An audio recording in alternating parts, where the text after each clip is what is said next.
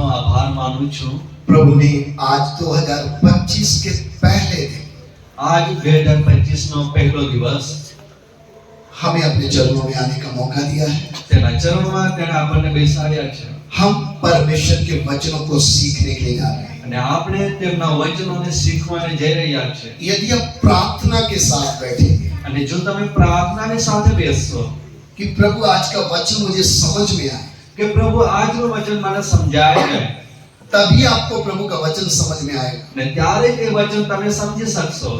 और वचन समझ में आएगा तभी आप उसके अनुसार चल पाओगे। અને જો વચન સમજણમાં આવશે તો જ આપણે એ અનુસાર ચાલી શકીશું. साल के पहले दिन हम परमेश्वर के चरणों में आए। અને આ વર્ષના પહેલા દિવસ આપણે પ્રભુના ચરણોમાં છીએ. हम दिन प्रतिदिन આપણે દિવસે અને દિવસે हमारी उम्र कम होती जा रही है। આપણી ઉંમર જે છે એ વધતી જઈ રહી છે. हम धीरे धीरे अपने अंतिम सालों में पहुंचते जा रहे हैं। અને આપણે ધીરે ધીરે આપણા અંતિમ દિવસો તરફ જઈ રહ્યા છે. इस समय प्रभु ने हमें अपने चरणों में लाया, અને આ ક્ષણે પ્રભુ આપણને તેના ચરણોમાં લાવ્યો છે.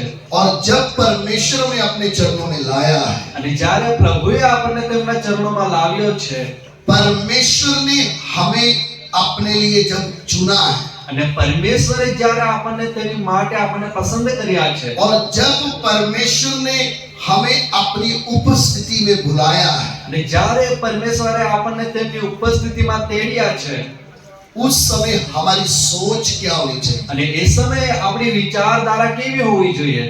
उस समय हम परमेश्वर के साथ कैसे चलने वाले होने चाहिए? અને એ સમયે આપણે પ્રભુ સાથે કેવા ચાલનારા હોવા જોઈએ? हमारी सोच दिन प्रतिदिन बदलनी, અને આપણી વિચારસરણી દિન પ્રતિદિન બદલાવી જોઈએ. और हमारी सोच कैसे बदलनी है? અને આપણી સોચ જે છે એ કેવી રીતે બદલાય? उसका मतलब क्या है? એનો મતલબ શું છે? दुनिया इस संसार में इसके लिए जीती है આ દુનિયા આ સંસાર માટે આ કારણે જીવે છે क्योंकि उन्होंने इस संसार में ही रहना है। કેમ કે એઓએ આ સંસારમાં જ રહેવાનું છે. लेकिन एक विश्वासी के लिए પણ એક વિશ્વાસીને માટે ये पृथ्वी, ये संसार तात्कालिक है। આ સંસાર આ પૃથ્વી થોડા સમય માટે જ છે. इसलिए जब हम वचन सुनते हैं, એટલા માટે જ્યારે આપણે વચનો સાંભળીએ છીએ, आंख खोलकर આંખો ખુલ્લી કરીને प्रार्थना के साथ પ્રાર્થનાની સાથે अपना ध्यान इधर लगाना है, તમારું ध्यान જે છે આ તરફ લગાવવાનું છે, ताकि हम परमेश्वर के वचनों को सीख पाए। કે જેથી કરીને પ્રભુના વચનોને આપણે શીખી શકીએ. क्योंकि हम आए ही क्यों हैं? કેમ કે આપણે આવ્યા જ શા માટે છે? परमेश्वर का वचन सीखने के लिए आए। પ્રભુના વચન શીખવાને આવ્યા છે. और प्रभु का वचन हम नहीं सीखेंगे અને तो જો પ્રભુના વચન જ જો આપણે ના શીખીએ તો आत्मिक जीवन में कैसे आगे बढ़ना आपको समझ में नहीं आएगा। કે આત્મિક જીવનમાં આગળ કેવી રીતે વધવાનું છે આપણને ના સમજાશે. अगर आपको सामने कुछ दिखाई नहीं देगा, અને જો તમને આગળ કશું દેખાશે નહીં आप प्रभु में चल नहीं पाओगे। તો પ્રભુમાં તમે ચાલી શકશો નહીં. आज सुबह के लिए આજના સવારને માટે हम परमेश्वर के वचन से पढ़ लें આપણે પ્રભુના વચનથી વાંચીએ प्रकाशित वाक्य की किताब, પ્રકટીકરણનું પુસ્તક, उसका 21 अध्याय, તેનો 21મો અધ્યાય उसका 5 वचन। અને 5 વચન. Revelation chapter 21 verse 5। પ્રકટીકરણનું પુસ્તક 21મો અધ્યાય અને 5મું વચન. गुजराती और हिंदी दोनों में पढ़े। ગુજરાતી અને હિન્દી બંને ભાષામાં આપણે વાંચીએ. રાજસ્થાન પર બેઠેલો છે, જે તેણે કહ્યું કે જો હું સગળું નવું બનાવું છું, વળી તે કહે છે કે તું લખ, કેમ કે આ વાતો વિશ્વાસયોગ્ય તથા સત્ય છે. जो सिंहासन पर बैठा था उसने कहा, देख मैं सब कुछ नया कर देता हूँ। फिर उसने कहा, लिख ले, क्योंकि यह वचन विश्वास के योग्य और सत्य है। ध्यान दें, परमेश्वर के वचन को हमने जब पढ़ा, ધ્યાન આપશો જ્યારે પ્રભુના વચન આપણે વાંચ્યું છે. परमेश्वर का वचन जब हम अच्छे से पढ़ते हैं तो उसको समझना जरूरी है। અને જ્યારે પ્રભુના વચનને આપણે સારી પેટે વાંચીએ છીએ તો એટલું જ એને સમજવાનું પણ જરૂરી છે.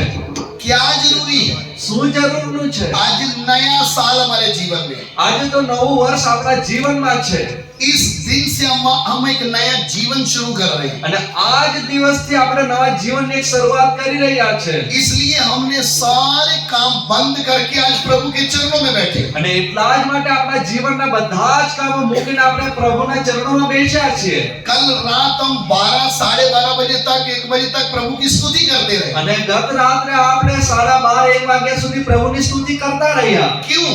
શા માટે? हमारे जीवन में सबसे पहला आदर तुझे मिले। એમ કે આપણા જીવનમાં સૌથી પહેલા તે આદર પ્રભુને મળે। क्यों? શા માટે? कारण क्या है? કારણ શું છે? दुनिया सेलिब्रेशन करती है, દુનિયા તો ઉજવણી કરે છે। हम सेलिब्रेशन करने के लिए नहीं आए, આપણે ઉજવણી કરવાની એકઠા નથી મળ્યા। हम उस परमेश्वर का धन्यवाद करने के लिए आए। આપણે તે પરમેશ્વરનો ધન્યવાદ આપવાને આવ્યા છે। 2024 पूरा उसने मुझे संभाला। 2024 નું વર્ષ પ્રભુએ મને સંભાળ્યો। 2025 मेरे काम के साथ, मेरी जॉब के साथ, मेरे बिजनेस के साथ नहीं, मेरे परमेश्वर के साथ शुरू होना। અને આ 2025 નું વર્ષ મારા કામ ધંધાની સાથે નહીં પણ મારા પ્રભુની સાથે શરૂ થાય। क्यों? શા માટે? हम इस पृथ्वी पर तात्कालिक रहते हैं। કેમ કે આ પૃથ્વી પર આપણે થોડા સમયને માટે છે। सिंहासन से एक आवाज, સિંહાસન પરથી એક અવાજ છે। उसने क्या कहा? એ શું કહે છે? मैं सब कुछ नया कर देता હું हूँ, સગળું નવું બનાવું છું। सब कुछ नया कर दूंगा। સગળું નવું બનાવું છું। और लिख ले, અને એ કહે છે લખી લે ये वचन विश्वास योग्य और सत्य है। કે આ વચન વિશ્વાસ યોગ્ય તથા સત્ય છે। एक बार हिंदी में फिर से पढ़ ले। ફરી એકવાર આપણે હિન્દીની અંદર વાંચીએ। जो सिंहासन पर बैठा था उसने कहा, देख मैं सब कुछ नया कर देता हूँ। फिर उसने कहा, लिख ले क्योंकि यह वचन विश्वास के योग्य और सत्य है। आमीन। આમેન। परमेश्वर सिंहासन से क्या बोल रहा है? પરમેશ્વર સિંહાસન પરથી શું બોલી રહ્યા છે? देख मैं सब कुछ नया करने वाला જુઓ हूँ। હું સગળું નવું બનાવું છું। ये नया करने का मतलब क्या है? આ નવું બનાવવાનો અર્થ શું? और जो मैंने बोल दिया અને જે હું કહી દીધું છે वो सत्य है, અને એ તો સત્ય છે। विश्वास के योग्य है, એ તો વિશ્વાસ યોગ્ય છે। ये कभी बदलेगा नहीं। આ તો ક્યારેય પણ બદલાશે નહીં। इसके ऊपर हम भरोसा कर सकते हैं। આ વાત પર આપણે ભરોસો મૂકી શકીએ છે। इसलिए क्या आवाज आ रही है? એટલા માટે શું અવાજ આવે છે? मैं सब कुछ नया करने वाला हूँ। હું સગળું નવું બનાવું છું। ये सब कुछ नया क्या है? આ સગળું નવું શું છે? इस वचन का अर्थ क्या है? આ વચનનો મતલબ શું થાય? ये बोलने वाला कौन है? આ બોલનાર કોણ છે? ये काम करने वाला कौन है? આ કામ કરનારો કોણ છે? ये सर्वशक्तिमान परमेश्वर है, એ તો સર્વશક્તિમાન પરમેશ્વર છે। जो ये कहता है જે એ પ્રમાણે કહે છે मैं सब कुछ नया कर दूंगा। હું સગળું નવું બનાવું છું। मैं नया कर देता हूँ। હું સગળું નવું બનાવું છું। ये नया बनाने का मतलब क्या है? આ સગળું નવું બનાવવાનો મતલબ શું થાય? इस दुनिया में આ દુનિયાની અંદર ऐसे सिर्फ परमेश्वर ही बोल सकता है और कोई नहीं बोल सकता। એવું માત્ર પરમેશ્વર જ કહી શકે, બીજું કોઈ આ વાત આપણને ના કહી શકે। क्योंकि जब पुराना हो जाता है, કેમ કે જ્યારે કોઈ વાત જૂની વસ્તુ થઈ જાય किसी और में शक्ति नहीं है उसको नया करने की। કે કોઈમાં પણ એવી શક્તિ નથી કે તે એને ફરી નવું કરી શકે। सिर्फ परमेश्वर ही है जो नया करता है। માત્ર પરમેશ્વર જ જે છે એ નવું કરી શકે છે। आप पढ़ ले परमेश्वर के वचन में। તમે પ્રભુના વચનથી વાંચી લો। जब हम उत्पत्ति की पुस्तक 1 का 1 पढ़ते हैं, જ્યારે ઉત્પત્તિનું પુસ્તક તેમનું 1 અને 1 વચન વાંચીએ છીએ, 1 और 2 पढ़ते हैं, 1 અને બીજું વચન પણ વાંચીએ છીએ। क्या लिखा है? શું લખવામાં આવ્યું છે? આદિએ દેવ આકાશ તથા પૃથ્વી ઉત્પન્ન કર્યા અને પૃથ્વી અસ્તવ્યસ્ત તથા ખાલી હતી અને જળનિધિ પર અંધારું હતું અને દેવનો આત્મા પાણી પર હાલતો થયો। आदि में परमेश्वर ने आकाश और पृथ्वी की सृष्टि की। पृथ्वी बेडौल और सुनसान पड़ी थी और गहरे जल के ऊपर अंधियारा था तथा परमेश्वर का आत्मा जल के ऊपर मंडराता था। परमेश्वर का वचन कहता है, પ્રભુનું વચન એ પ્રમાણે કહે છે, आदि में परमेश्वर ने आकाश और पृथ्वी की सृष्टि की, આદિમાં પરમેશ્વરે આકાશ અને પૃથ્વીનું સર્જન કર્યું लेकिन सृष्टि अस्त व्यस्त हो गई। અને પૃથ્વી અસ્તવ્યસ્ત હતી। वो पृथ्वी अस्त व्यस्त क्यों हो गई? એ પૃથ્વી અસ્તવ્યસ્ત કેવી રીતે થઈ? लूसीफर स्वर्गदूत के पाप के कारण। લુસિફર સ્વર્ગદૂતના પાપને કારણે। इसलिए सब प्रभु ने उस समय पानी में डाल दिया। અને એ સમયે બધું પ્રભુએ પાણીમાં ડૂબાડી દીધું। कई सालों के बाद, કેટલાય વર્ષો બાદ, कई उसमें कुछ अनुमान या गिनती नहीं है, એમાં કોઈ અનુમાન કે કોઈ ગણતરી નથી। कितने लाख साल होगा मालूम नहीं, એ કેટલા લાખો વર્ષ હશે આપણને ખ્યાલ નથી। हम बोल नहीं सकते। આપણે એને કોઈ અનુમાન ના કરી શકીએ। लेकिन कई समयों के बाद પણ કેટલાય વર્ષો બાદ परमेश्वर के मुंह से एक वचन निकलता है। અને પરમેશ્વરના મુખથી એક વચન નીકળે છે। वो वचन क्या है? એ વચન શું છે? उजियाला हो। અજવાળું થાઓ। अंधकार में उजियाला हो गया। અંધકારમાં અજવાળું થયું। पृथ्वी एक फिर से नई बनने की तैयारी में हो गई। અને પૃથ્વી જે છે ફરી નવી બનવાની અવસ્થામાં આવી। आकाश और पृथ्वी की सृष्टि परमेश्वर ने किया। આકાશ અને પૃથ્વીની સૃષ્ટિ પરમેશ્વરે કરી। जो इस पृथ्वी में हमें दिखता है, જે કઈ પૃથ્વી પર આપણે જોઈએ છે, परमेश्वर ने 6 दिन में सारी सृष्टि की रचना की। અને પરમેશ્વરે એ 6 દિવસમાં એમને બનાવ્યું છે। लूसीफर के पाप के कारण पृथ्वी डूब गई, અને લુસિફરના પાપને કારણે તો પૃથ્વી ડૂબી ગઈ, नाश हो गई। નાશ થઈ ગઈ। प्रभु ने फिर से नई कर दी। પ્રભુએ ફરી એને નવી કરી। क्यों? શા માટે? उसके अंदर वो सामर्थ है, वो नया कर सकता है। કેમ કે એની અંદર એ સામર્થ્ય છે જે એ નવું કરી શકે છે। दुनिया में और कोई है ही नहीं जो सृष्टि को नया कर सके। અને દુનિયામાં બીજું કઈ એવું છે જ નહીં કે જે આખી સૃષ્ટિને નવી કરી શકે। बनी हुई सृष्टि का नाश करने में बहुतों का हाथ है। આ જે બનેલી સૃષ્ટિનો નાશ કરવા બગાડવામાં ઘણાનો હાથ છે। आप उनके जीवन को देख लो, जो दुनिया में पैदा हो उन्होंने किया क्या है। અને તમે એઓના જીવનના ઇતિહાસને જોઈ લો કે દુનિયામાં જે પેદા થયા એ લોકોએ શું શું કર્યું છે। लेकिन नया बनाने के लिए किसी ने कुछ नहीं किया। પણ નવું બનાવવા માટે કોઈએ કંઈ કર્યું નથી। नया कौन बनाया? सिर्फ નવું કોણે બનાવ્યું? માત્ર परमेश्वर ने बनाया। પરમેશ્વરે બનાવ્યું। क्या आपको समझ में आ रहा मैं क्या बोल रहा हूँ? શું તમને સમજાય છે હું શું કહું છું? सिर्फ परमेश्वर ही है जो सृष्टि को नया करता है, માત્ર પરમેશ્વર જ છે જે સૃષ્ટિને નવું કરી શકે છે। और कोई कर नहीं सकता। અને બીજું કોઈ કરી પણ ના શકે। उसी सृष्टि का एक उत्तम प्राणी था आदम। અને એ જે સૃષ્ટિનો એક ઉત્તમ પ્રાણી હતો આદમ। आदम की सृष्टि भी परमेश्वर ने अपने स्वरूप और समानता में की। અને આદમની સૃષ્ટિ પણ પરમેશ્વરે પોતાના સ્વરૂપ અને સમાનતામાં કરી। अपने स्वरूप में बनाया, પોતાના સ્વરૂપમાં બનાવ્યો, अपने जैसा बनाया। પોતાના જેવો બનાવ્યો। लेकिन मनुष्य क्या हो गया? પણ મનુષ્ય શું થઈ ગયો? पाप के कारण उसका जीवन बिगड़ गया। અને પાપના કારણે એમના જીવન બગડી ગયું। मनुष्य पाप का गुलाम बन गया। માણસ પાપનો ગુલામ બની ગયો। पूरी पृथ्वी में श्राप आ गया। આખી પૃથ્વી પર સાપ નીચે જતી રહી। श्राप आ गया। આખી પૃથ્વી પર સાપ આવ્યો। हर प्राणी, हर सृष्टि का हर वस्तु श्राप के अधीन हो गई। દરેક પ્રાણી, દરેક સૃષ્ટિ શ્રાપને આધીન બની ગઈ। कौन सी पृथ्वी? કઈ પૃથ્વી? ये पृथ्वी जिसपे हम अभी रह रहे हैं। આજ પૃથ્વી જેની ઉપર આપણું જીવન આપણે ગાળી રહ્યા છે, ये अब किसके अधीन चल रही है? એ કોને આધીન થઈને ચાલે છે? अभी कैसे जी रही है? હવે કેવી રીતના જીવે છે? श्राप के अधीन। શ્રાપને આધીન છે। आदम ने पाप किया, पाप के कारण मौत आई, श्राप आया, वो सब मनुष्यों में फैल गया। અને આદમે પાપ કર્યો ને પાપના કારણે શ્રાપ પણ આવ્યો અને મરણ પામ્યો અને આખા જગતમાં એ ફેલાઈ ગયું। आज भी मनुष्य पाप का गुलाम है, श्राप के अधीन है, मृत्यु का अधिकार उसके ऊपर है। અને આજે પણ માણસ એ પાપનો ગુલામ છે, શ્રાપને આધીન છે ને મૃત્યુ એના પર અધિકાર ચલાવે છે। जिस पृथ्वी में हम रह रहे हैं ये पृथ्वी श्रापी है। જે પૃથ્વી પર આપણે જીવન ગાળીએ છીએ પૃથ્વી શ્રાપિત છે। अच्छी तरह ध्यान से समझ लें। આ સારી રીતે તમે ધ્યાનથી સમજી લો। आप इस पृथ्वी में रह रहे हो, ये पृथ्वी श्रापी है। આપણે જે પૃથ્વી પર રહીએ છીએ આ પૃથ્વી શ્રાપિત છે.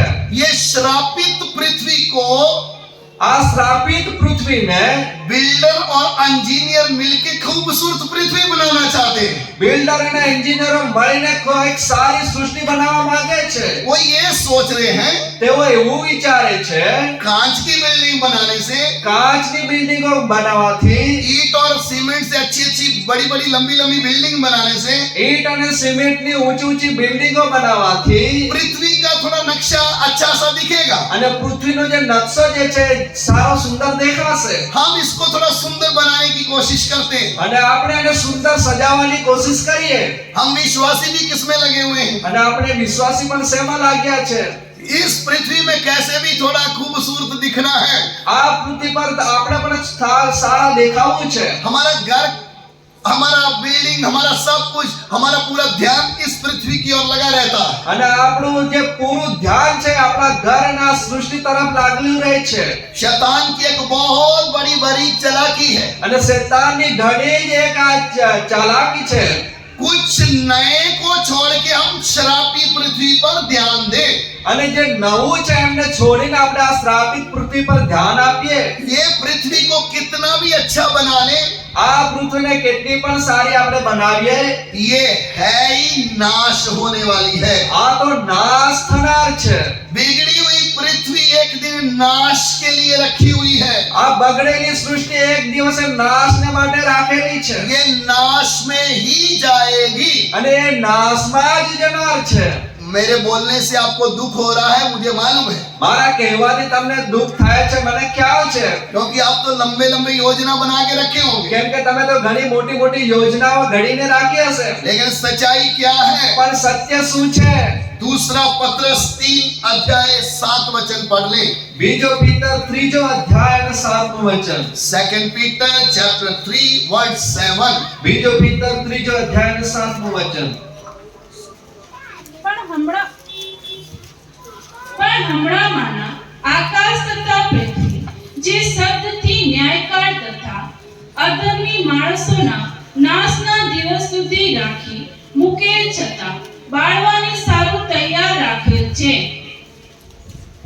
पर वर्तमान काल के आकाश और पृथ्वी उसी वचन के द्वारा इसलिए रखे गए हैं कि जलाए जाएं, और ये भक्तिहीन मनुष्यों के न्याय और नष्ट होने के दिन तक ऐसे ही रखे रहेंगे. आमीन. આમેન. परमेश्वर का वचन आपने अच्छे से सुना है. પ્રભુનું વચન તમે સારી રીતે સાંભળ્યું છે. क्या लिखा है? શું લખવામાં આવ્યું છે? ये आकाश और पृथ्वी આ આકાશ અને પૃથ્વી वचन के द्वारा વચન દ્વારા इसीलिए रखे गए हैं. એટલા જ માટે રાખ્યું મૂકવામાં આવેલા છે. क्या किए जाएं? क्या किए जाएं?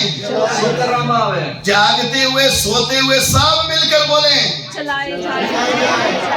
ये पृथ्वी आकाश किसके लिए है? આ પૃથ્વી અને આકાશ શાના માટે છે? जलाने के काम आएंगे. બાળવાને માટે રાખી મૂકેલા છે. जो चीज आपके घर में जलाने वाली है, आप उसको कितनी इज्जत देते हो? જે વસ્તુ તમારા ઘરમાં સળગાવવા માટેની હોય એને તમે કેટલી ઇજ્જત આપો છો? उसको कितना संभाल के रखते हो? તેને કેટલું સાચવો છો? आज ये बारीक बात लोगों को समझ में नहीं आ रही.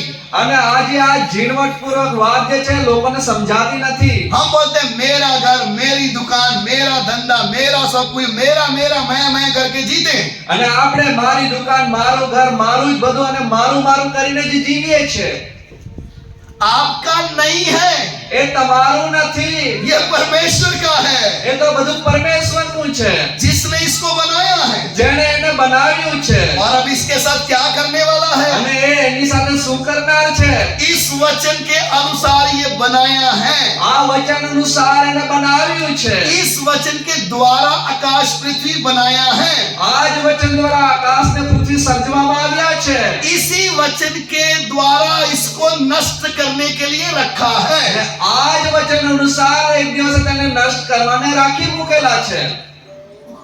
हालेलुया बोल पाएंगे? साल के पहले ही दिन આ વર્ષના પહેલા જ દિવસે अपने मन से इधर से निकलो तो ये बात लिख कर निकलना है। અને તમારા મનથી આ તમે અહીંથી નીકળો તો આ વાત તમારે લખી લેવાની છે। जब शैतान आपको दुनिया दिखाए, જ્યારે શૈતાન તમને આ દુનિયા દેખાડે, इस दुनिया का शौक मौज दिखाए, આ દુનિયાનો શોખ મોજ તમને દેખાડે, तब आपके अंदर कौन सा वचन घूमना है? ત્યારે તમારા હૃદયમાં કયું વચન ગુંજવું જોઈએ? ये आकाश और ये पृथ्वी जलाए जाने के लिए रखे हुए हैं। આ આકાશ અને આ પૃથ્વી એક સળગાવવા માટે રાખી મૂકવામાં આવેલા છે। जलने वाली वस्तु को मैं खूबसूरत नहीं बनाऊंगा।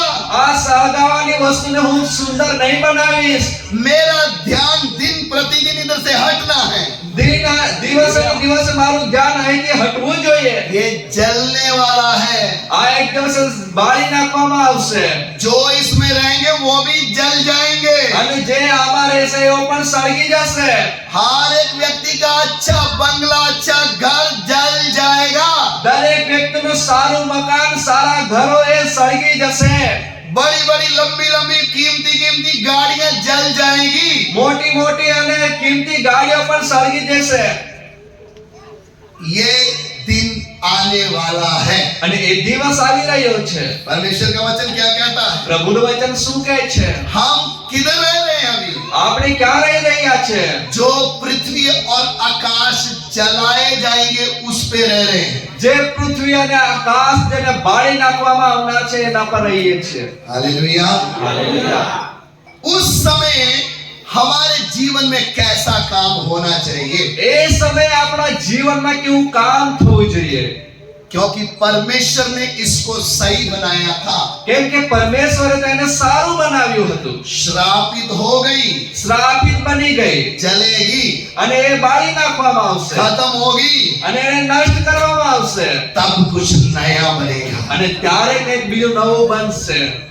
नया बनना है तो નવું બનવું છે તો उसके वचन से ही बनेगा।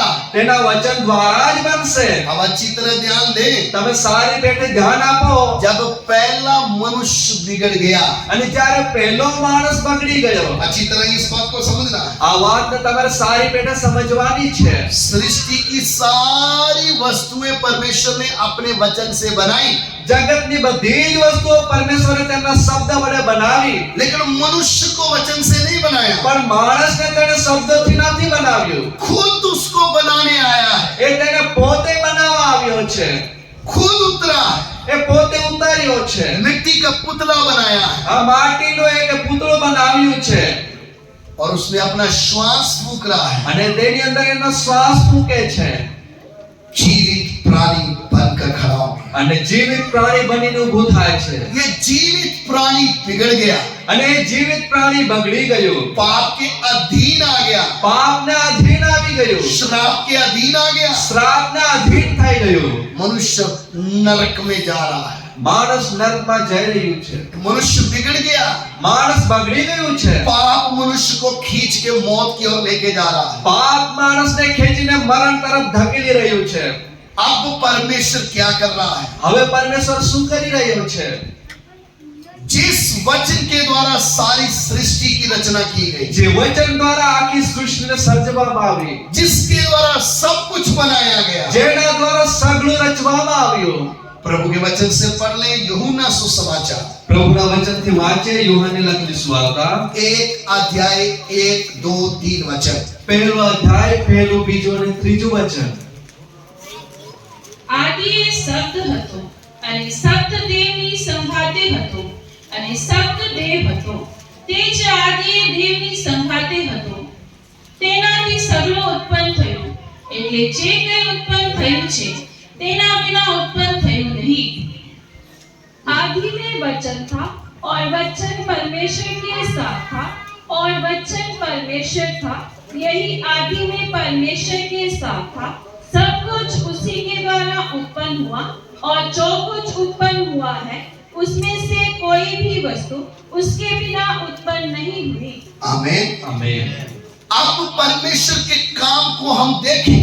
હવે આ પ્રભુના કામને આપણે જોઈએ।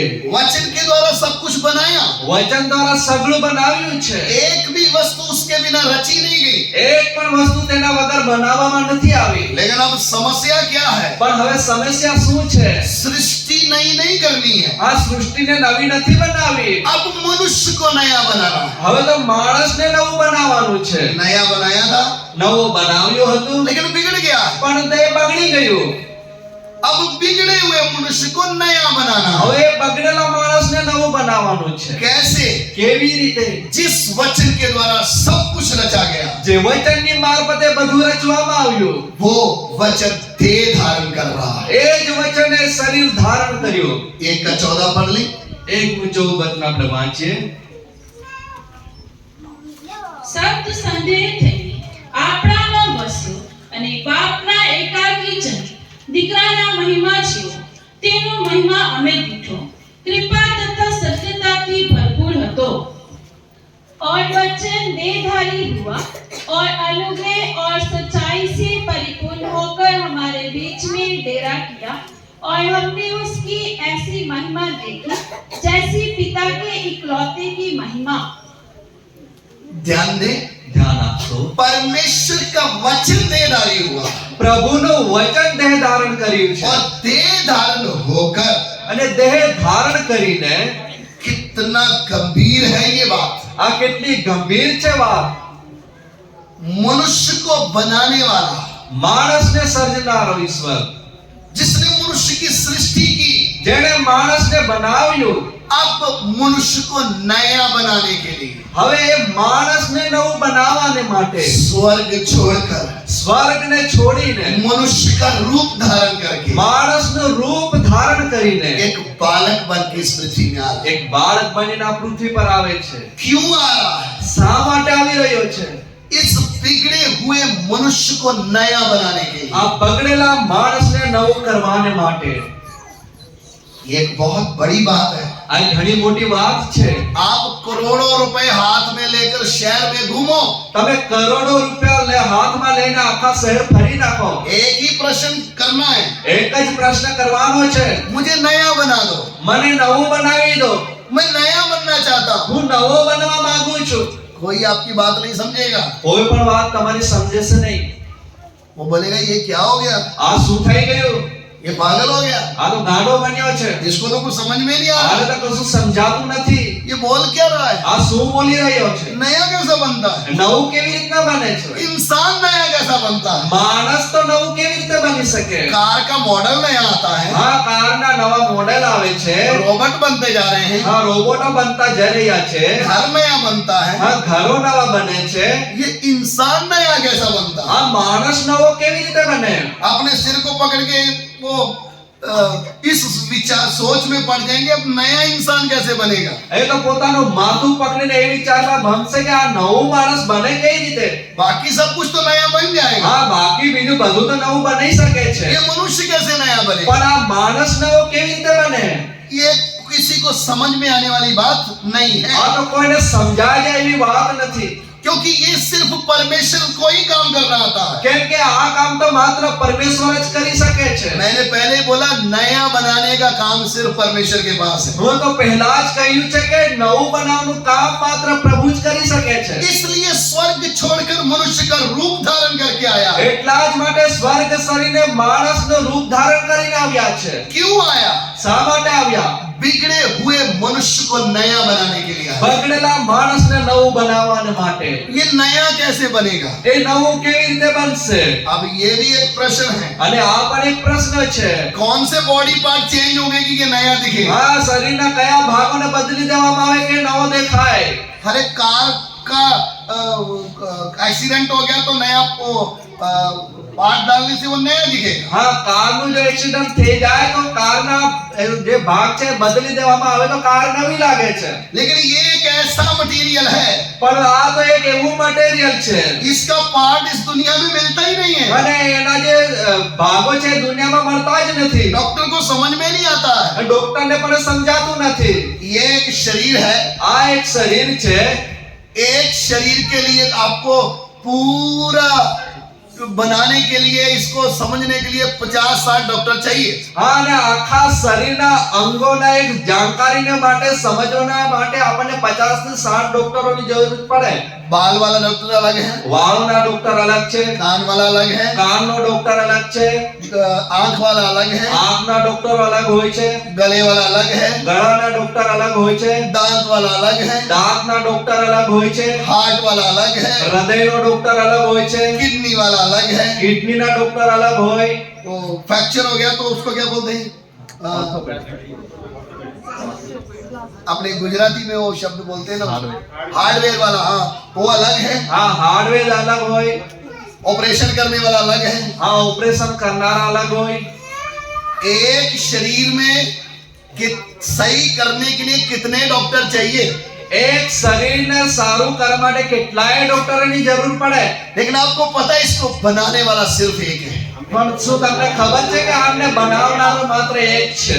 वो एक ने पूरे मनुष्य की रचना कर दी, એ એક જણાએ જ આખા માણસની રચના કરી છે, आज भी कर रहा है।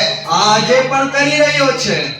कितना बड़ा भी डॉक्टर है, उसको पूछे माँ के पेट में अंग कैसे रचे जाते हैं। કેટલો પણ મોટો ડોક્ટર હોય એને તમે પૂછો કે માના જે ગર્ભ છે એમાં અંગો કેવી રીતે બને છે, वो इतना बता देगा कि हाँ अभी अंग बनने शुरू हो गए। આ તમને એટલું જણાવી આપે છે કે હા હવે અંગો તૈયાર થઈ રહ્યા છે। इतने से छोटे से बच्चे के अंदर हार्ट आ रहा है, किडनी आ रही है, क्या क्या आ रहा है, कैसे आ रहा है, किसी को मालूम नहीं। એ નાના અમથા બાળકને અંદર હૃદય, એના હાથ પગ, એ અંગો કેવી રીતે આવી રહ્યા છે હજુ કોઈને ખબર નથી। बनाने का काम सिर्फ उसके पास है। એ બનાવવાનું કામ માત્ર પરમેશ્વરની પાસે છે। समझ में आ रहा है? સમજાય છે?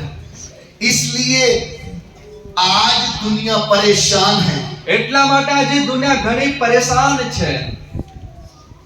कोई दारू पी के अपना लीवर खराब कर रहा है, કોઈ દારૂ પીને પોતાનું લીવર તાજુ જે છે ખરાબ કરે છે, कोई गुटखा खा के दांत खराब कर रहा है। અને કોઈ ગુટકા માવા ખાઈને દાંતો ખરાબ કરે છે। इसलिए मैंने बोला जितने भी इस पृथ्वी में आए इसको बिगाड़ने का ही काम किया है। હા એટલા માટે મેં કહ્યું જેટલા પણ પૃથ્વી પર છે બધાએ આ બગાડવાનું જ કામ કર્યું છે। कोई गर्दन काट रहा है, કોઈ ગળું કાપે છે, कोई कैसे मार रहा, क्या क्या कर रहा है। કોઈ કેમ કેમ મારે છે ને શું શું કરે છે। इस दुनिया में बिगाड़ने का ही काम है। આ દુનિયામાં મોટો ભાગ વગાડવાનું જ કામ છે। लेकिन सर्वशक्तिमान परमेश्वर इस दुनिया में क्यों आया? પણ સર્વશક્તિમાન પરમેશ્વર આ જગતમાં શા માટે આવ્યો? कान खोलकर आंख खोलकर सुनना है। કાન ખોલીને આંખ ખોલીને તમારે સાંભળવાનું છે। क्या सुनना है? શું સાંભળવાનું છે?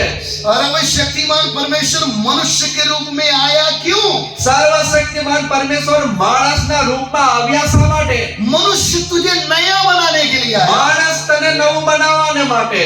नया कैसे बनेगा? નવું કેવી રીતના બનશે? इसके ऊपर जो पाप और श्राप का अधिकार है આની ઉપર જે પાપ અને શ્રાપનો અધિકાર છે उसको उसने अपने ऊपर उठा लिया। તેને એને પોતા પર લઈ લીધા છે। इसलिए क्रूस पर लटका हुआ ईसाइयों का गुरु नहीं है, એટલા માટે જે ક્રૂસ પર લટકી રહ્યો છે એ ખ્રિસ્તીઓનો ગુરુ નથી, अंग्रेजों का गॉड नहीं है। એ અંગ્રેજોનો ભગવાન નથી। इस शरीर को बनाने वाला क्रूस पर लटका हुआ આ है। શરીરને બનાવનારો એ ક્રૂસ પર લટકી રહ્યો છે। इसको नया करने के लिए वो इस दुनिया में आया है। આ નવું બનાવવાને માટે આ જગતમાં આવ્યો છે। प्रभु यीशु कौन है? પ્રભુ ઈસુ કોણ છે? ईसाइयों का गुरु नहीं, એ ખ્રિસ્તીઓનો ગુરુ નથી, सारी मानव जाति का सृष्टिकर्ता परमेश्वर है। આખા માનવ જગતનો બનાવનારો સૃષ્ટિકર્તા પરમેશ્વર છે। सारे पापियों का उद्धार करता प्रभु है। એ આખા પાપીઓને ઉદ્ધાર કરતા છે। ये आया क्यों? એ આવ્યો શા માટે? मनुष्य तुझे नया बनाने के लिए आया। માણસ તને નવું બનાવવાને માટે। प्रभु यीशु मसीह को ऊपर विश्वास करने से हमें मिलता क्या है? પ્રભુ ઈસુ પર વિશ્વાસ કરવાથી આપણને શું પ્રાપ્ત થાય છે? नया इंसान बन जाते हैं। નવું માણસ બનવું આપણને મળે છે। कैसे? કેવી રીતે? आइए हम अफिसियों की पत्री पढ़ें, આવો આપણે એફેસના પત્રમાં વાંચીએ, उसका 2 अध्याय, એમનો બીજો અધ્યાય, उसका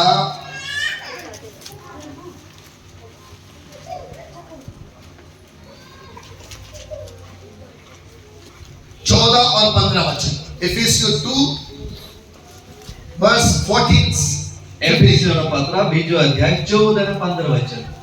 કેમ કે તે આપણું સમાધાન છે, તેણે બંનેનું એક કર્યું અને આપણી વચ્ચેની આડી ભીડ પાડી નાખી છે, સલાહ કરીને પોતાનામાં તે બંનેનું નવો માણસ કરવાને, हिंदी में पढ़े। क्योंकि वही हमारा मेल है जिसने दोनों को एक कर लिया और अलग करने वाली दीवार को जो बीच में थी ढा लिया और अपने शरीर में वह अर्थात वह व्यवस्था जिसकी आज्ञाएं रीतियों की रीति पर थी मिटा दिया कि दोनों से अपने में एक नया मनुष्य उत्पन्न करके मेल करा दे। हालेलुया। હાલેલુયા। परमेश्वर का वचन कहता वही हमारा मेल है। એ જ આપણું સમાધાન છે। किसके साथ मेल? કોની સાથે સમાધાન? पिता के साथ मेल। પિતાની સાથે। कैसे? કેવી રીતે? ये तो पापी है, આ તો પાપી છે। मेल कैसे होगा? એનું સમાધાન કેવી રીતે થશે? अब ये नया कैसे बनेगा? હવે એ નવું કેવી રીતે બનશે? अच्छी तरह ध्यान से इस बात को समझे। આ વાતને તમે ધ્યાનથી સમજો। जैसे मैंने आपको ये बताया જેવી રીતે મેં તમને એ કહ્યું कि मनुष्य पाप का गुलाम है, માણસ પાપનો ગુલામ છે। अपने आप छूट नहीं सकता। પોતાના તાકાતથી છૂટી ના શકે। प्रभु यीशु इसीलिए आया, પ્રભુ ઈસુ એટલા જ માટે આવ્યા मनुष्य अपने पाप से उद्धार पा सके। કે માણસ પોતાના પાપથી તારણ પામી શકે। उसने आके किया क्या?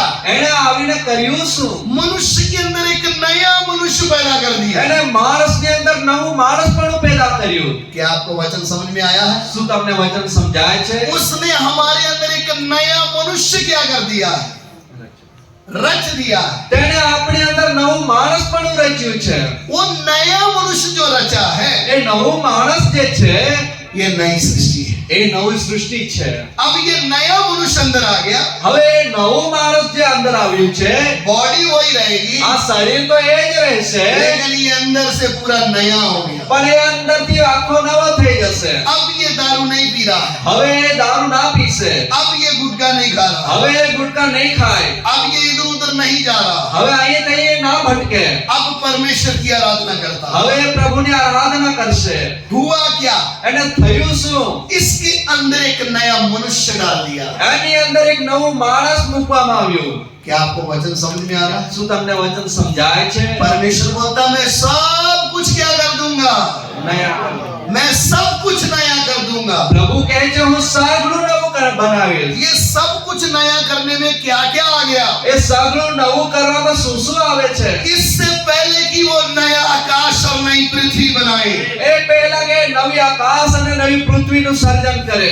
उस नए आकाश और नई पृथ्वी में रहने के लिए एक नया मनुष्य चाहिए। એ નવા આકાશ અને નવી પૃથ્વીમાં રહેવાને માટે એક નવો માણસ જોઈએ। इसलिए सर्वशक्तिमान परमेश्वर मनुष्य के रूप में आया है। અને એટલા જ માટે સર્વશક્તિમાન પરમેશ્વર માણસને રૂપ ધારણ કરીને આવ્યા છે।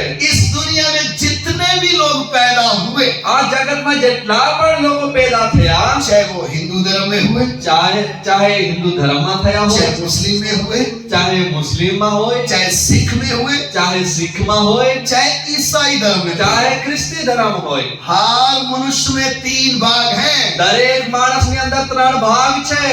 शरीर है, શરીર છે, प्राण है, પ્રાણ છે आत्मा है। અને આત્મા છે। जितने भी पैदा हुए सबके पास 3 हैं, જેટલા પણ પેદા થયા બધાની પાછા 3 છે। लेकिन एक और मनुष्य पैदा हो रहा है, હા પણ એક નવું માણસ પેદા થઈ રહ્યું वो છે। सबके अंदर नहीं है। એ બધાની પાસે નથી। वो नया मनुष्य किसके अंदर એ है? નવું માણસ કોની પાસે છે? जिसने प्रभु यीशु मसीह को अपना उद्धार करता माना है, જેણે પ્રભુ ઈસુને પોતાનો અંદર તારણહાર તરીકે સ્વીકાર્યો છે। जिसने उसको देख के विश्वास किया है, જેણે એને જોઈને વિશ્વાસ મૂક્યો છે। तेरे अलावा मुझे और कोई छुड़ा नहीं सकता। તારા વગર મને બીજો કોઈ છોડાવી ના શકે। मैं तुझे अपना प्रभु और उद्धार करता मानता हूँ। હું તને મારો તારણહાર અને મારો પ્રભુ તરીકે સ્વીકારું છું। मैं पापी हूँ હું પાપી છું। और मुझे समझ में आ गया મને આ સમજાય છે पूरी सृष्टि में આખા જગતમાં तेरे अलावा તને છોડીને और कोई उद्धार करता है ही नहीं। બીજો કોઈ તારણહાર છે જ નહીં। मुझे शुद्ध कर મને તું શુદ્ધ કર। हे प्रभु यीशु, ओ प्रभु यीशु તમે જ મારા સર્જનહાર ઈશ્વર છો वो ही मेरा उद्धार करता અને है। તમે જ મારા તારણહાર છો जिसने उसको ग्रहण कर लिया, જેને એને અપનાવી લીધો છે उसके अंदर सिर्फ शरीर प्राण आत्मा नहीं, એની અંદર માત્ર શરીર પ્રાણ અને આત્મા નહીં, शरीर प्राण आत्मा और एक नया मनुष्य पैदा हो गया। અને શરીર પ્રાણ અને આત્માની સાથે નવો માણસ પણ પેદા થાય છે। अब ये नई सृष्टि बनकर चल रहा है। હવે એ નવો માણસ બનીને ચાલે છે। ये नई सृष्टि किसके लिए है? આ નવો માણસ પણ કોની માટે છે? क्यों नया सृष्टि बनना जरूरी है? શા માટે નવી સૃષ્ટિ બનવાનું જરૂરી છે? ये पृथ्वी जलने वाली है, આ પૃથ્વી નાશ થનાર છે, ये शरीर मिटने वाला આ है, શરીર પણ મટી જનાર છે, लेकिन एक टाइम आने वाला है, પણ એક સમય આવી રહ્યો છે ये पृथ्वी जब जल जाएगी જ્યારે આ પૃથ્વી બાળી નાખવામાં આવશે तब कुछ नया होने वाला है। ત્યારે કંઈક નવું થવાનું જઈ રહ્યું છે। मेरे प्यारो, आप इस भूल में ना रहें મારા પ્રિયો, તમે આ ભૂલમાં ના રહેશો कि प्रभु यीशु ईसाइयों के लिए आया, उनका गुरु है। આ પ્રભુ ઈસુ એક ખ્રિસ્તીઓનો ભગવાન છે, એમના માટે આવ્યો। ये आपके अंदर शैतान ने बहुत बड़ा एक धोखा रखा है। અને આ એક તમારી અંદર શૈતાને બહુ મોટી ચાલાકી અને છેતરામણી મૂકી છે। प्रभु यीशु किसी धर्म के लिए नहीं आया, પ્રભુ ઈસુ કોઈ ધર્મને માટે ના આવ્યા, वो नाशवान को अविनाशी बनाने के लिए એ आया તો है। નાશવાન માણસને અવિનાશી બનાવવાના આવ્યા। जिस पृथ्वी को आपने पकड़ के रखा, ये नाश हो जाएगी। જે પૃથ્વીને તમે પકડીને રાખી છે એ નાશ થઈ જનાર છે। आपका शरीर भी नाश होने वाला है, તમારું શરીર પણ નાશ થનાર છે। लेकिन जिसने प्रभु यीशु के ऊपर विश्वास किया है, પણ જેણે પ્રભુ ઈસુ પર વિશ્વાસ કર્યો છે वो नई सृष्टि बन गया है। એ નવી સૃષ્ટિ બની ગયું उसके છે। अंदर एक नया मनुष्य पैदा हुआ है। એની અંદર નવું માણસ પણ આવ્યું છે। सब कुछ नाश होने वाला है। સગળું નાશ થનાર છે। जब सब कुछ नाश हो जाएगा, જ્યારે બધું જ નાશ થઈ જશે, आपका सुंदर शरीर भी नाश हो जाएगा, આ સુંદર શરીર પણ મટી જશે, पृथ्वी नाश हो जाएगी, તો પૃથ્વી પણ મટી જશે, ये आकाश भी नाश हो આ जाएगा। આકાશ પણ જતું રહેશે। अब क्या होने वाला ત્યારે है? શું થનાર છે? प्रकाशित वाक्य 21 अध्याय में आ जाए। હા, પ્રેક્ટિકલનું પુસ્તક 21 અધ્યાયમાં આપણે આવીએ। एक वचन से पढ़ना शुरू करें, समय बचाने के लिए हिंदी में पढ़ेंगे। સમય બચાવવા માટે આપણે હિન્દીની અંદર વાંચીએ। फिर मैंने नए आकाश और नई पृथ्वी को देखा, फिर मैंने नए आकाश और नई पृथ्वी को देखा, પછી મેં નવું આકાશ અને નવી પૃથ્વીને જોઈ, क्योंकि पहला आकाश और पहली पृथ्वी जाती रही थी और समुद्र भी ना रहा। फिर मैंने पवित्र नगर नए यरूशलेम को स्वर्ग से परमेश्वर के पास से उतरते देखा। वह उस दुल्हन के समान थी जो अपने पति के लिए श्रृंगार किए हो। फिर मैंने सिंहासन में से किसी को ऊंचे शब्द से ये कहते हुए सुना, देख, परमेश्वर का डेरा मनुष्यों के बीच में है, वह उनके साथ डेरा करेगा और वे उसके लोग होंगे और परमेश्वर आप उनके साथ रहेगा और उनका परमेश्वर होगा। वह उनकी आंखों से सब आंसू पोंछ डालेगा और इसके बाद मृत्यु ना रहेगी और न शोक, न विलाप, न पीड़ा रहेगी। पहली बातें जाती रही। पहली बातें जाती रही। પહેલીની વાતો જતી રહી। अब क्या होने वाला है? હવે શું થનાર છે? सब कुछ खत्म हो जाएगा, બધું જ મટી જશે, तब एक नया आकाश और नई पृथ्वी होगी। અને ત્યારે એક નવું આકાશ અને નવી પૃથ્વી રહેશે। वो नया आकाश नई पृथ्वी में कौन होगा? એ નવું આકાશ અને નવી પૃથ્વી પર કોણ હશે? नई सृष्टि होगी, એમાં નવી સૃષ્ટિ હશે, नया मनुष्य पाया हुआ लोग हैं, એમાં નવું માણસ પણ પામેલ લોકો હશે, नई भाषा होगी। નવી ભાષા હશે। उधर कोई गुजराती, मराठी, नेपाली, पंजाबी नहीं होगा, એમાં કોઈ ગુજરાતી, મરાઠી, નેપાળી, પંજાબી ના હોય। उधर एक नई भाषा हम बोलेंगे। ત્યાં એક નવી ભાષા આપણે બોલીશું। नया आकाश नई पृथ्वी नई भाषा, નવું આકાશ, નવી પૃથ્વી અને નવી ભાષા, और नगर भी पवित्र नगर होगा। અને એ નગર પણ એ પવિત્ર નગર હશે। उसमें कौन रहेगा? એમાં કોણ રહેશે? परमेश्वर रहेगा, પરમેશ્વર રહેશે, और जो नई सृष्टि बन गए वो रहेंगे। અને જે નવી સૃષ્ટિ બન્યા છે એ લોકો आपको રહેશે। समझ में आ रहा है कि हम कौन हैं? શું તમને સમજાય છે આપણે કોણ છે? हम किधर के लिए बुलाए गए हैं? આપણે શાના માટે બોલાવવામાં આવ્યા છે? उसने आपको नया बनाने के लिए स्वर्ग छोड़ा है। તે વેળે તમને નવા બનાવવા માટે સ્વર્ગ છોડ્યું છે। अब जब स्वर्ग से उतरेगा, હવે જ્યારે એ સ્વર્ગથી ઉતરશે, आखिरी न्याय हो जाएगा, આ છેલ્લો ન્યાય થઈ જશે, सब खत्म कर देगा। બધું જ મટાડી દેવામાં આવશે।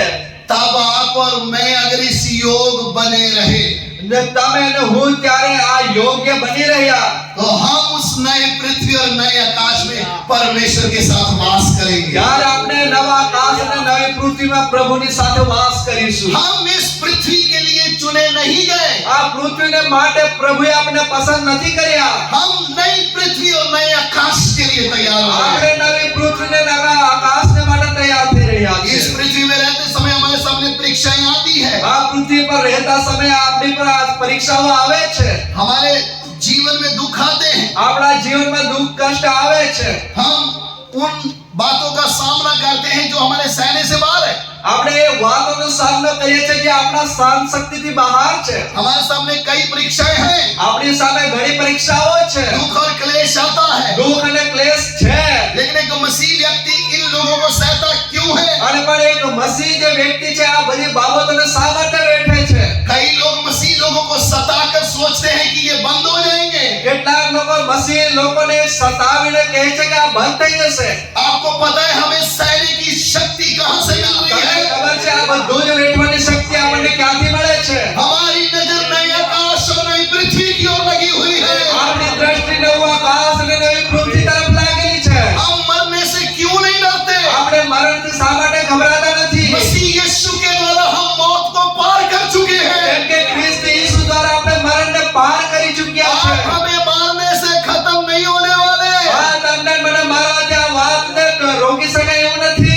आप खत्म हो जाएंगे, ये पृथ्वी भी खत्म हो जाएगी, આ તમે પણ મટી જશો અને આ પૃથ્વી પણ મટી જશે। लेकिन हम नए पृथ्वी और नए आकाश के रहने वाले लोग हैं। હા આપણે તો નવા આકાશ અને નવી પૃથ્વીના રહેનારા લોકો છીએ। परमेश्वर के काम को कोई रोक नहीं पाया, પરમેશ્વરના કામને કોઈ રોકી શક્યું નથી, कोई रोक पाएगा भी नहीं। અને કોઈ રોકી પણ ના શકશે।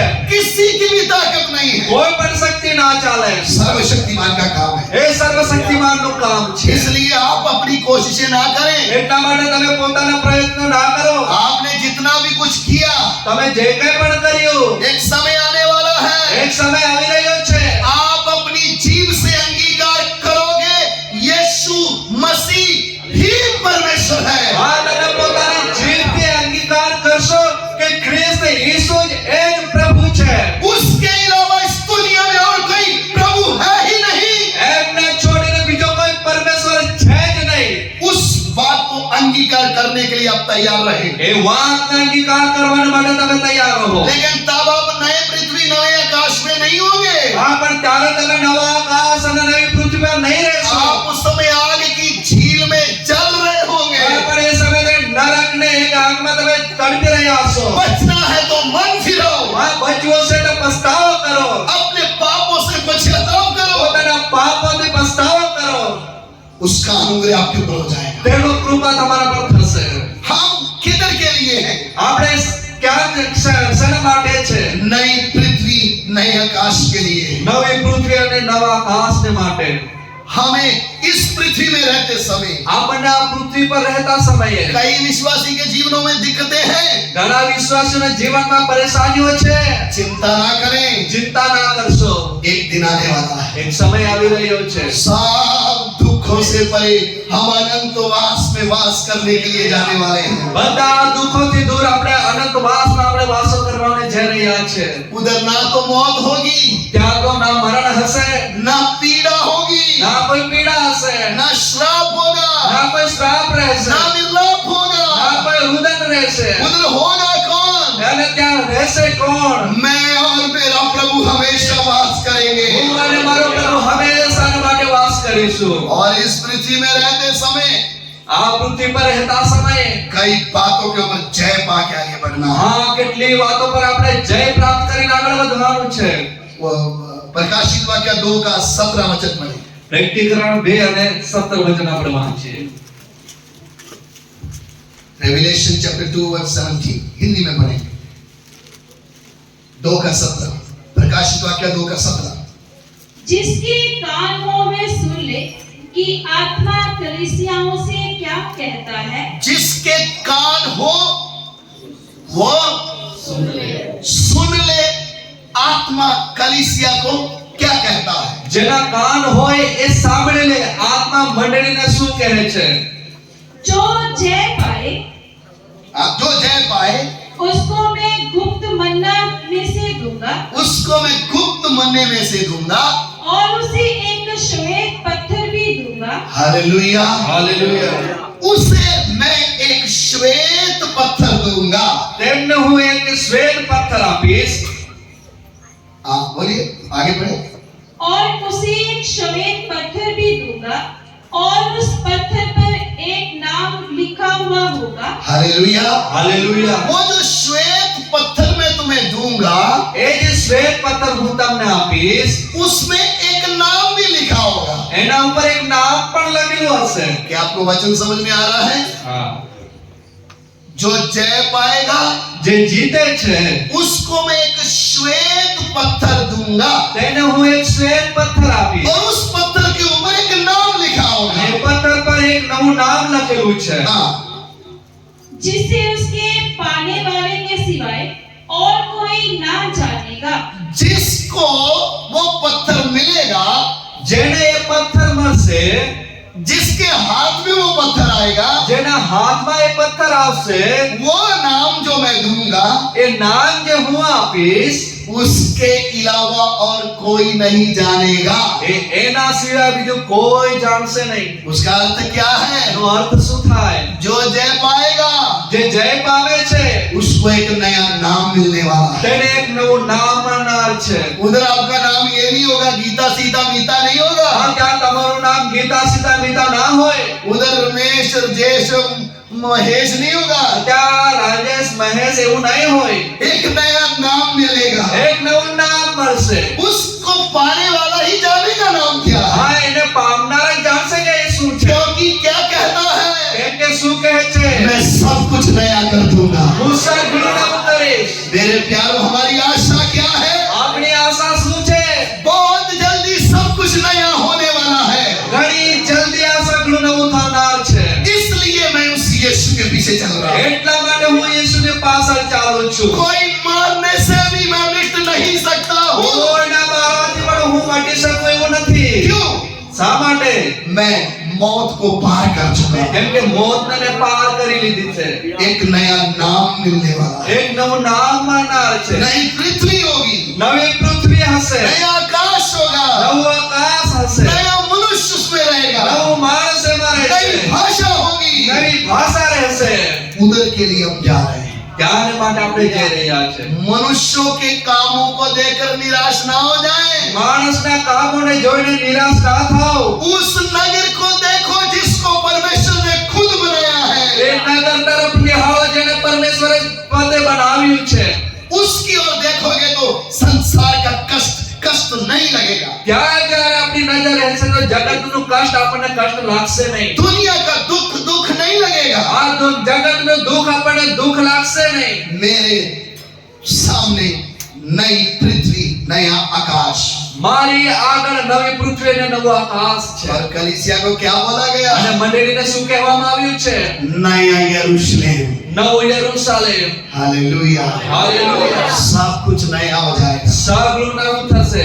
ये दर्शन और उसको मिल गया था। આ દર્શન પાવલને મળ્યું હતું। इसलिए उसने बोला मैं इस शरीर में कराता हूँ। એટલા માટે એ કહે છે કે આ શરીરની અંદર હું કષ્ટ ઉઠાવું છું। जिस दिन ये तंबू सा घर गिराया जाएगा प्रभु की ओर से मुझे एक नया घर मिलने वाला है। જે દિવસે આ માંડવા રૂપી ઘર પાડી નાખવામાં આવશે પ્રભુ તરફથી મને નવું ઘર મળશે। हालेलुया। हालेलुया। वो कभी नाश नहीं होगा। એ ક્યારેય મટશે નહીં। इसलिए हमारी आंख उधर लगना है। એટલા માટે આપણી દ્રષ્ટિ તઈ લાગવી જોઈએ। हालेलुया। હાલેલુયા।